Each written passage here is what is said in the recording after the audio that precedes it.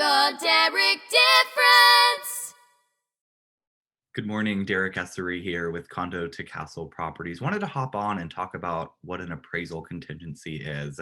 Right now, you probably hear a lot of people are writing offers non-contingent, meaning they have no contingencies. And a contingency is intended to protect your initial deposit, which in the Bay Area is usually 3% of the purchase price. So let's say you're buying $1 million home, your initial deposit would be $30,000.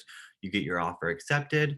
You say, okay, sellers, if I don't finish purchasing this and I've released my contingencies, then you get to keep this money.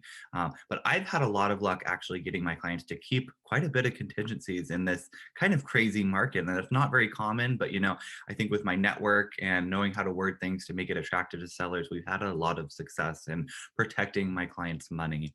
And basically, what an appraisal contingency is an appraisal is when a third party comes to confirm the value of the home is actually what you're purchasing it at. So, for example, if you're buying $1 million home, the bank wants to make sure that that house is actually worth $1 million.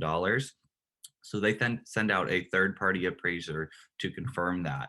Now, if the bank said, if the appraiser says no, that home's actually only worth $900,000, then the bank's only going to give you a loan based on that amount, not the $1 million amount.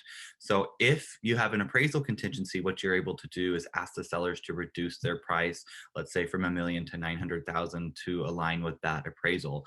The sellers do not have to do it, but it definitely gives you the opportunity to ask for that or be able to back out of the transaction if you have that appraisal contingency.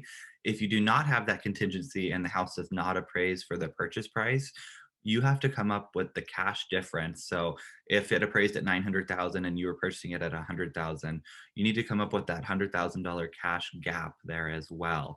So if you release that, you're running the risk of having to come up with additional funds to be able to close escrow on that house. Now, there are plenty of buyers doing that. It's really quite common in this area, but it's always smart to understand what you're going to have to do because we've seen a lot of other agents writing offers, sending offers with no appraisal contingency, and these buyers don't have the cash funds to make up these differences. So it's really putting them in a tight position. So make sure you ask your real estate agent what it means when you're releasing certain contingencies, because my goal is always to protect your initial deposit. Give me a call at 408 963 1295. Thank you so much.